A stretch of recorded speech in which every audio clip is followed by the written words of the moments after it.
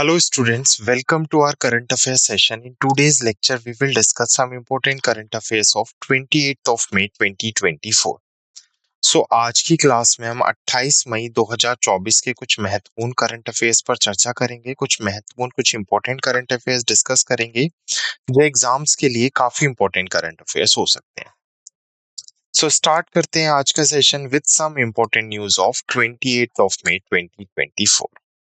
सो आज की क्लास की अगर मैं बात करूं तो शुरुआत करेंगे हम सबसे पहले कुछ अंतर्राष्ट्रीय समाचार के साथ। अंतर्राष्ट्रीय समाचार इंटरनेशनल न्यूज में हम इंटरनेशनल लेवल पर बनने वाली कई अंतर्राष्ट्रीय कोई संगठन है, कोई ऑर्गेनाइजेशन है, कोई मीटिंग कंडक्ट की गई है इंटरनेशनल लेवल पर, किसी कंट्री में प्रेसिडेंट या प्राइम मिनिस्टर का अपॉइंटमेंट हुआ है, कोई इंटरनेशनल ऑर्गेनाइजेशन से रिलेटेड किसी कंट्री ने एंटर किया है, किसी कंट्री ने एग्जिट किया, तो उससे रिलेटेड जितनी भी इंपॉर्टेंट न्यूज बन सकती हैं जो एग्जाम्स के लिए भी काफी इंपॉर्टेंट होती हैं, वो हम डिस्कस करेंगे इंटरनेशनल न्यूज में। सेकंड हमारी कैटेगरी होगी राष्ट्रीय समाचार या जिसे हम बोलते हैं नेशनल न्यूज। तो राष्ट्रीय समाचार या नेशनल न्यूज की अगर मैं बात करूं तो इसमें हम डिस्कस करेंगे सेंट्रल गवर्नमेंट के कुछ इनिशिएटिव्स एंड प्लान्स। तो सेंट्रल गवर्नमेंट ने अगर कोई प्लान, कोई एमओयू साइन किया है किसी ऑर्गेनाइजेशन के साथ, कैबिनेट से कोई अप्रूवल आया है, तो उससे रिलेटेड जितनी भी न्यूज बनती है वो हम डिस्कस करेंगे राष्ट्रीय समाचार और सेंट्रल या नेशनल न्यूज के अंदर। थर्ड हमारी कैटेगरी है बैंकिंग और फाइनेंशियल न्यूज। तो बैंक और फाइनेंस की अगर मैं बात करूं तो बैंक एंड फाइनेंस में हम कोई बैंक अश्योरेंस पार्टनरशिप अगर किसी एनबीएफसी या बैंक के बीच में हुई है, किसी बैंक ने कोई स्कीम लॉन्च की है, किसी बैंक ने कोई RuPay, debit card, credit card launch किया है, या फाइनेंस से रिलेटेड कोई भी न्यूज है, तो वो हम अपनी थर्ड कैटेगरी बैंकिंग और फाइनेंस में डिस्कस करेंगे। यहाँ पर हमारी फोर्थ कैटेगरी होगी विज्ञान और प्रौद्योगिकी समाचार, साइंस एंड टेक्नोलॉजी। तो साइंस और टेक्नोलॉजी से रिलेटेड जितने भी महत्वपूर्ण न्यूज बन रही हैं वो हम कवर करेंगे किसके अंदर, विज्ञान और प्रौद्योगिकी में। तो रीसेंट इनोवेशंस हैं, टेक्नोलॉजी से रिलेटेड, साइंस से रिलेटेड कोई डिस्कवरीज हैं, तो वो हमारी अपनी fourth category science and technology, विज्ञान और प्रौद्योगिकी में आएंगी। फिफ्थ मोस्ट इंपॉर्टेंट कैटेगरी है हमारी खेल समाचार, स्पोर्ट्स न्यूज। स्पोर्ट्स न्यूज में हम मेजरली जो रीसेंट स्पोर्ट्स इवेंट्स हैं, कोई स्पोर्ट्स अवार्ड्स हैं, उससे रिलेटेड जितनी भी न्यूज बनेंगी वो हम खेल समाचार में डिस्कस करेंगे। और स्पोर्ट्स न्यूज काफी इंपॉर्टेंट होती है एग्जाम के पॉइंट ऑफ व्यू से। एंड लास्ट हमारी कैटेगरी होगी अपॉइंटमेंट एंड रेजिग्नेशन न्यूज, नियुक्तियों और इस्तीफे से रिलेटेड समाचार। तो अपॉइंटमेंट एंड रेजिग्नेशन की अगर मैं बात करूं तो इसमें हम मेजरली रीसेंट अपॉइंटमेंट, चाहे वो इंटरनेशनल लेवल पर है, चाहे वो नेशनल लेवल पर है, चाहे कोई स्टेट ऑर्गेनाइजेशन में अपॉइंटमेंट है, या कोई रेजिग्नेशन से अगर न्यूज है, तो वो हम कवर करेंगे। तो ये 6 कैटेगरीज होंगी हमारी, जिसमें हम अंतर्राष्ट्रीय समाचार, राष्ट्रीय समाचार, बैंक और वित्त समाचार, साइंस और टेक्नोलॉजी से, विज्ञान और प्रौद्योगिकी समाचार, खेल समाचार, नियुक्ति और इस्तीफे से रिलेटेड समाचार, तो ये हम डिस्कस करेंगे। एक बार हम अपनी ये 6 कैटेगरीज कवर कर लेते हैं तो उसके बाद हम लास्ट में डिस्कस करेंगे सारांश।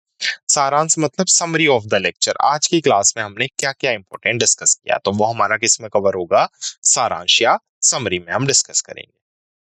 क्लियर? तो कैटेगरीज क्लियर है, तो इन्हीं कैटेगरीज में डिवाइड करके हम आज के इंपॉर्टेंट करंट अफेयर्स पर चर्चा करेंगे। So let's start the session. So the image used in our slide deck are for educational purpose only. We respect the intellectual property right of the original creator and owner of these images. If you are the owner of any of the image used in this deck and have any concern or issue, please contact us at sathi@iitk.ac.in and we shall remove the images. हमारे slide deck में उपयोग की गई छवियां केवल शैक्षणिक उद्देश्य के लिए हैं। हम इन छवियों के मूल रचनाकारों और मालिकों के बौद्धिक संपदा अधिकारों का सम्मान करते हैं। यदि आप इस डेक में उपयोग की गई किसी भी छवि के मालिक हैं और आपको कोई चिंता या समस्या है तो कृपया sathi@iitk.ac.in पर हमसे संपर्क करें, हम छवियों को हटा देंगे। सो स्टार्ट करते हैं अपनी पहली इंटरनेशनल न्यूज के साथ। तो इंटरनेशनल न्यूज है इंटरनेशनल लेवल पर अपॉइंटमेंट से। मैंने बताया था कि अंतर्राष्ट्रीय समाचार में हम किसी कंट्री के प्रेसिडेंट या प्राइम मिनिस्टर का अपॉइंटमेंट है तो वो भी कवर करेंगे। तो यहाँ पर न्यूज क्या आ रही है, अभी चार्ट जो कंट्री है उसके न्यू प्रेसिडेंट अपॉइंट किए गए हैं और प्रेसिडेंट का नाम क्या है, अलामाए हलीना। तो मोस्ट इंपॉर्टेंट न्यूज है ये 28 ऑफ मई की, डायरेक्ट पूछी जा सकती है एग्जाम में, काफी चांसेस है पूछने के। तो अलामाए हलीना को अभी क्या बना, बनाया गया है, चाड के नए प्रधानमंत्री के रूप में अपॉइंट किया गया है। तो चाड ने मोहम्मद इद्रिस देवी के नए राष्ट्रपति के रूप में शपथ लेने के नेतृत्व में एक महत्वपूर्ण परिवर्तन देखा। अब देखो दो चीजें यहाँ पे, मैं कह रहा हूँ यहाँ पे प्रेसिडेंट, अब प्राइम मिनिस्टर किसको अपॉइंट किया गया, अलामाए हलीना को अपॉइंट किया गया। लेकिन अगर मैं राष्ट्रपति की बात करूंगा तो राष्ट्रपति किसको अपॉइंट किया गया है, मोहम्मद इद्रिस देवी। तो देवी का सत्ता संभालना देश में 3 साल के सैन्य शासन का अंत है। चाड उत्तर मध्य अफ्रीका का एक तेल समृद्ध लेकिन गरीब देश है। सो अगर मैं यहाँ पे बात करूं तो प्राइम मिनिस्टर भी हमने एक ही न्यूज में कवर कर लिया और उसके साथ साथ हमने राष्ट्रपति भी यहाँ पर कवर कर लिया चाड के। तो एक ही के अंदर क्या बन गई हैं, दो इंपॉर्टेंट न्यूज बन गई हैं। तो चाड अगर मैं बात करूं तो अफ्रीकन कंट्री है, एक पुअर कंट्री है। नए नेतृत्व से देश की शासन व्यवस्था में बदलाव आने की उम्मीद है। इससे पहले 3 साल से लगातार चाड में क्या चल रहा था, सैन्य शासन चल रहा था। सैन्य शासन मतलब वहां पर बेसिकली जो आर्मी रूल है वो चल रहा था। तो अब उम्मीद है कि जैसे ही वहां के प्रेसिडेंट और प्राइम मिनिस्टर को अपॉइंट हुआ है तो वहां पर डेमोक्रेसी आएगी और जो वहां पर सैन्य शासन लागू था उसको हटा दिया जाएगा। क्लियर? नाउ नेक्स्ट है इंटरनेशनल न्यूज। सऊदी अरब ने फैसल बिन सऊद अल मैजफे को सीरिया में राजदूत नियुक्त किया है। तो इंटरनेशनल अपॉइंटमेंट से ही है, अभी सऊदी अरबिया ने क्या किया है, सीरिया में अपना एक न्यू एम्बेसडर नियुक्त किया और एम्बेसडर का नाम क्या है, फैसल बिन सऊद अल मैजफे। तो ये नाम इंपॉर्टेंट हो जाता है कि ये सऊदी अरब के बेसिकली सीरिया में क्या है, एम्बेसडर है। तो यह नियुक्ति एक दशक से अधिक समय में पहली ऐसी पहल है। दोनों देशों के बीच द्विपक्षीय संबंधों में यह निर्णय एक महत्वपूर्ण बदलाव का भी संकेत देता है। तो सीरियाई गृह युद्ध के कारण वर्षों के अलगाव के बाद संबंधों में सुधार के दौर के बीच यह कदम उठाया गया है। क्लियर? तो याद रखना है, इंपॉर्टेंट पर्सनैलिटी है बेसिकली फैसल बिन सऊद, जिनको अभी सीरिया में सऊदी अरब की तरफ से न्यू एम्बेसडर नियुक्त किया गया है। नेक्स्ट इंटरनेशनल न्यूज है। लिथुआनिया के राष्ट्रपति गितानस नौसेदा ने भारी बहुमत से पुनः चुनाव जीत हासिल की है। तो लिथुआनिया एक कंट्री है बेसिकली, वहां पर पहले अगर मैं बात करूं तो पहले प्राइम मिनिस्टर प्रेसिडेंट थे गितानस नौसेदा। अभी गितानस नौसेदा ने ही क्या किया है, वहां पर दोबारा से इलेक्शंस में जीत हासिल की है और अपना दूसरे कार्यकाल के लिए पद भी सुरक्षित कर लिया है। नौसेदा ने प्रधानमंत्री इग्रास शोमैनाटो को 74.5% वोटों से हराया है। उनका पुनः निर्वाचन उनके मध्य मार्गी रूढ़िवादी रुख के लिए व्यापक समर्थन को भी रेखांकित करता है। नौसेदा यूक्रेन के लिए अपना अडिग समर्थन के लिए भी जाने जाते हैं। तो नाम याद रखना है, लिथुआनिया के राष्ट्रपति गितानस नौसेदा ने बेसिकली दोबारा चुनाव जीत लिया और उन्हें री अपॉइंट किया गया as a president of Lithuania. Okay, now next is international news है। नेक्स्ट भी हमारी इंटरनेशनल आ रही है। तो घाना ने टेलीकॉम इंफ्रास्ट्रक्चर के लिए रिलायंस जियो आर्म और अन्यों के साथ क्या की है, साझेदारी की। अब देखो यहाँ पर एक एमओयू साइन किया गया, किस किस के बीच में ये एमओयू साइन किया गया है, एक तो घाना की गवर्नमेंट के बीच में, यानी घाना की एक ऑर्गेनाइजेशन है नेक्स्ट जेन इंफ्रास्ट्रक्चर कंपनी, जिसने अभी रिलायंस जियो, उसके साथ साथ टेक महिंद्रा और नोकिया के साथ एक सहयोग किया। अच्छा, ये सहयोग किया गया, ये टाई अप किया गया घाना गवर्नमेंट और भारत की ऑर्गेनाइजेशंस के साथ या भारत के साथ। तो इसका पर्पस क्या है, तो इसका मुख्य पर्पस है घाना में जो 4G सर्विसेज हैं और जो 5G सर्विसेज हैं उनको क्या करना है और ज्यादा स्ट्रॉन्ग करना है। तो घाना की next gen infrastructure company Reliance Jio की सहायक कंपनी टेक महिंद्रा और नोकिया के साथ सहयोग कर रही है। इस साझेदारी का उद्देश्य, मुख्य उद्देश्य क्या है, 4G और 5G जो क्षमता है उनको मजबूत करना। घाना विभिन्न क्षेत्र में कनेक्टिविटी और डिजिटल सेवाओं को बढ़ाने का प्रयास कर रहा है। सहयोग भारत की दूर संचार सफलता से प्रेरित है। तो नाम याद रखना है, घाना ने अभी किस किस के साथ टाइप किया है, दो ऑर्गेनाइजेशन के साथ टाइप किया है। नेक्स्ट है नेशनल न्यूज। तो एक ऑर्गेनाइजेशन थी जो basically ministry of human and child development के अंदर आती थी, जिसका नाम था फूड एंड न्यूट्रिशन बोर्ड, जिसे खाद्य और पोषण बोर्ड के नाम से जाना जाता था। तो अभी WCD which is ministry of human and child development ने उसे ऑफिशियली डिसॉल्व कर दिया है। तो इंपॉर्टेंट न्यूज है, पूछ ली जाएगी कि इनमें से कौन सी ऑर्गेनाइजेशन है जिसने अभी डिसॉल्व किया है। तो कौन सी ऑर्गेनाइजेशन है? Ministry of women and child development.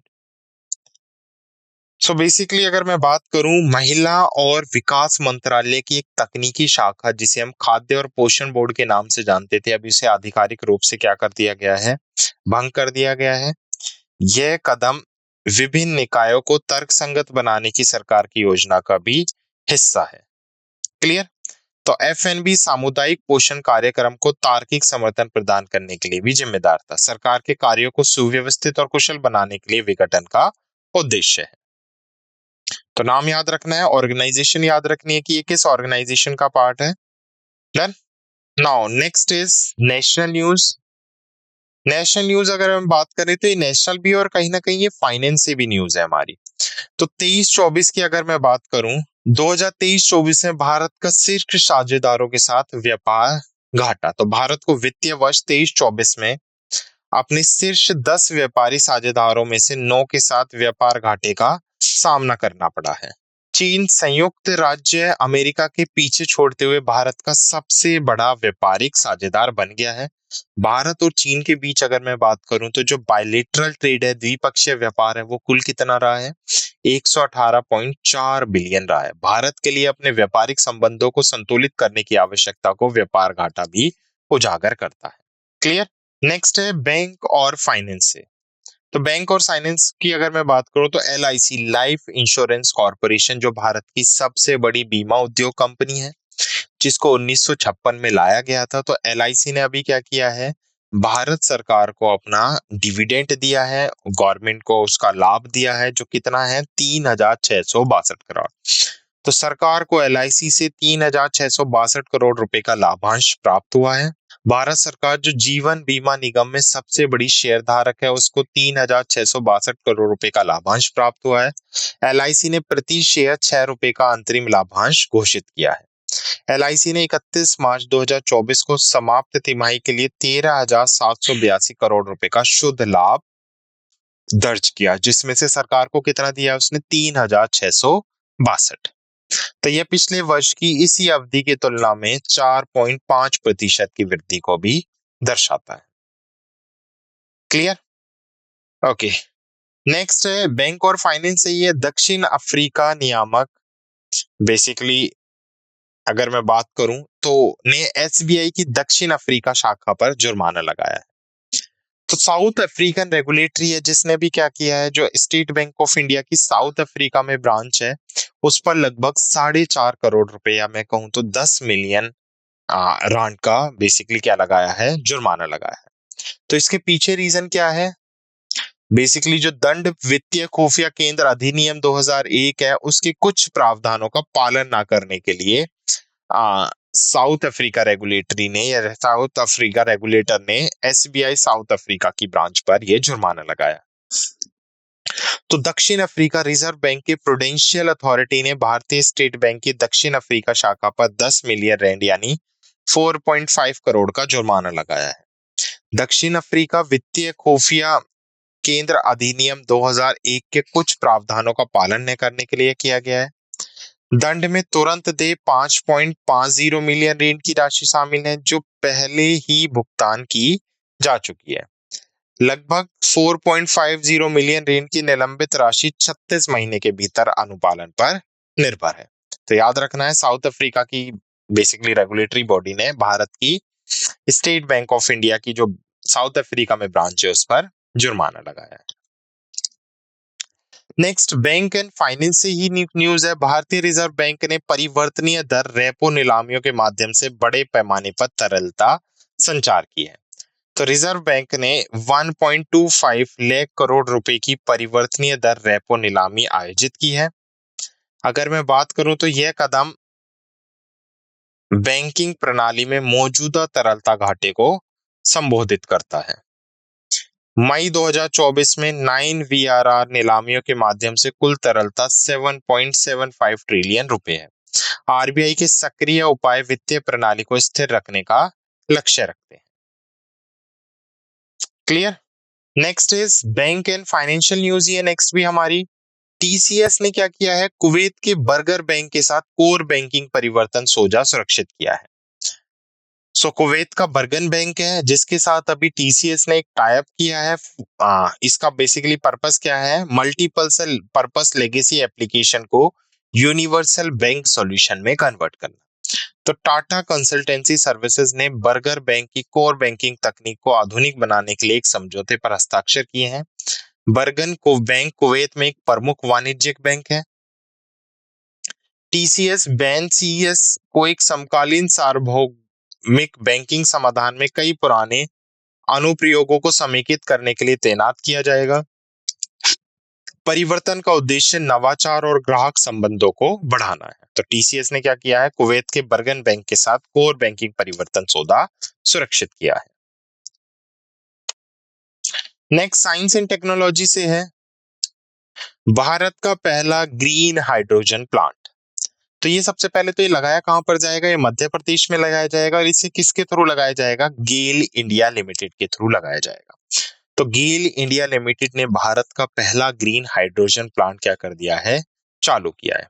तो गेल लिमिटेड ने अपने पहला ग्रीन हाइड्रोजन प्लांट चालू किया है। प्लांट विजयपुर मध्य प्रदेश में स्थित है। यह GAIL की नई और वैकल्पिक ऊर्जा स्रोत में प्रवेश को दर्शाता है। यह मील का पत्थर भारत के ऊर्जा क्षेत्र के लिए महत्वपूर्ण है। तो याद रखना, गेल लिमिटेड ने भारत का पहला ग्रीन हाइड्रोजन प्लांट चालू किया है और कहां पर लगाया गया है, मध्य प्रदेश के विजयपुर में इसे स्टैब्लिश किया गया है। डन। तो इंपॉर्टेंट न्यूज है, ये भी याद रखनी है आपको।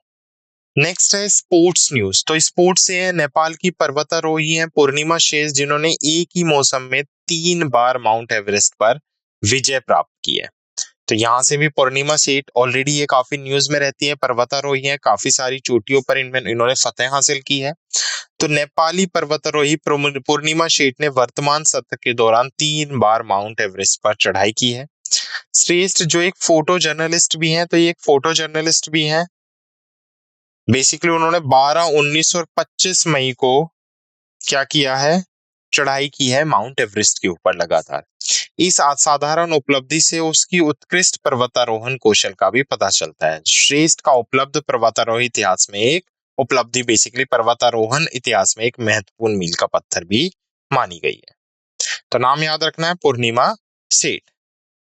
तो पूर्णिमा श्रेष्ठ काफी फेमस पर्सनैलिटी हो गई, ठीक है। नेक्स्ट स्पोर्ट्स ही है, दीपा कर्मकर ने एशियाई जिम्नास्ट चैंपियनशिप में कौन सा पदक जीता है, स्वर्ण पदक जीता है। तो सबसे पहले तो आपको यही पता होना चाहिए एशियन जिम्नास्टिक चैंपियनशिप कहां पर कंडक्ट की गई है, तो ये उज्बेकिस्तान के ताशकंद में कंडक्ट की गई है। तो जहां पर भारतीय जिम्नास्ट हैं जिनका नाम क्या है, दीपा कर्मकर, जिन्होंने किसी भी एशियाई चैंपियनशिप में स्वर्ण पदक जीतकर भारत की पहली महिला का खिताब हासिल कर लिया है। तो पहली भारतीय महिला है जिन्होंने किसी भी एशियन चैंपियनशिप में क्या जीता है, गोल्ड मेडल जीता है। कर्मकर की बात करूं तो मैं ये त्रिपुरा से बिलोंग करती हैं। उन्होंने यह उपलब्धि एशियाई महिला कलात्मक जिम्नास्ट चैंपियनशिप 2024 में महिलाओं की वोल्ट व्यक्तिगत फाइनल में हासिल की है। कार्यक्रम 26 मई 2024 को ताशकंद उज्बेकिस्तान में आयोजित किया गया था। Clear, okay.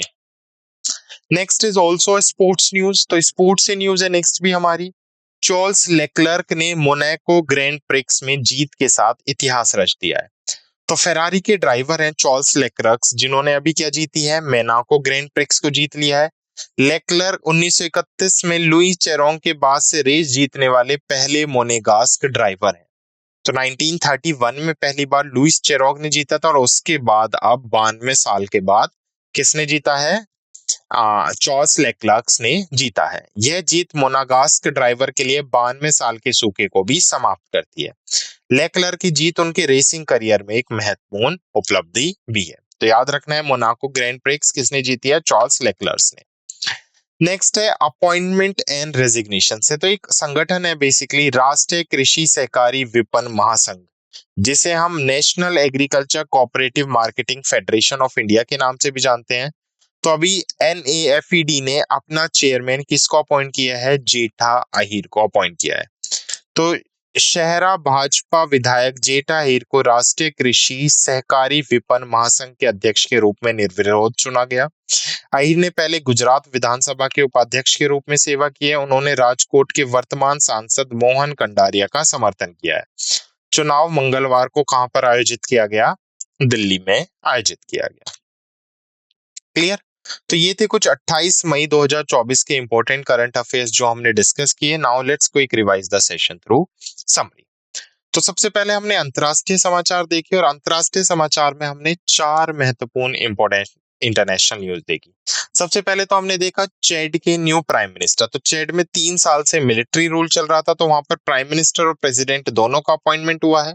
तो अगर मैं प्राइम मिनिस्टर की बात करूं तो किसका? अलामाइले हलीना बनी है क्या चाड के नए प्राइम मिनिस्टर। उसके साथ साथ हमने देखा कि सऊदी अरेबिया ने क्या किया है? पहली बार काफी 10 सालों के बाद सीरिया में अपना न्यू एम्बेसडर, जिसका नाम क्या है, फैजल बिन सऊद को अपॉइंट किया है। नेक्स्ट हमने देखा था कि लिथुआनिया के राष्ट्रपति गितासन नौसेदा भारी बहुमत से पुनः चुनाव जीत चुके हैं। और घाना ने टेलीकॉम इंफ्रास्ट्रक्चर के लिए रिलायंस जियो आर्म और अन्यों के साथ क्या की है? साझेदारी की है। क्लियर? नेक्स्ट हमने देखे कुछ इंपॉर्टेंट राष्ट्रीय समाचार, कुछ हमने इंपॉर्टेंट नेशनल न्यूज देखी। नेशनल न्यूज की अगर मैं बात करूं तो नेशनल न्यूज में हमने देखा खाद्य और पोषण बोर्ड का भी विघटन कर दिया गया है और 23-24 में भारत का शीर्ष साझेदारी के साथ जो व्यापार घाटा है वो क्या हुआ है? कम हुआ है। नेक्स्ट बैंक और फाइनेंस से हमने कुछ न्यूज देखी, जिसमें हमने देखा कि एलआईसी ने अभी सरकार को डिविडेंड दिया है अपने प्रॉफिट से, कितना? 3662 करोड़। उसके साथ साथ हमने देखा था जो दक्षिण अफ्रीका का नियामक बोर्ड है उसने भारत में की जो एसबीआई है उसकी दक्षिण अफ्रीका ब्रांच पर लगभग 4.5 करोड़ का जुर्माना लगाया है। आरबीआई से हमने देखा था वेरिएबल रेट रेपो ऑक्शन। उसके साथ साथ हमने टीसीएस से देखा था जिसने अभी कुवैत के बर्गर बैंक के साथ कोर बैंकिंग परिवर्तन सौदे समय साझेदारी हासिल कर ली है। क्लियर? नेक्स्ट अगर मैं बात करूं साइंस एंड टेक्नोलॉजी से, हमने देखा गेल इंडिया लिमिटेड ने भारत का पहला ग्रीन हाइड्रोजन प्लांट चालू किया है। उसके साथ साथ स्पोर्ट्स में हमने पूर्णिमा शीट से देखा जिन्होंने एक ही सीजन में 3 बार माउंट एवरेस्ट पर विजय हासिल की है। दीपा कर्मकर भारत की पहली महिला बन गई हैं जिन्होंने स्वर्ण पदक जीता है एशियन जिम्नास्टिक चैंपियनशिप में। और चार्ल्स लेक्लर्क ने मोनाको ग्रैंड प्रिक्स में जीत हासिल की है।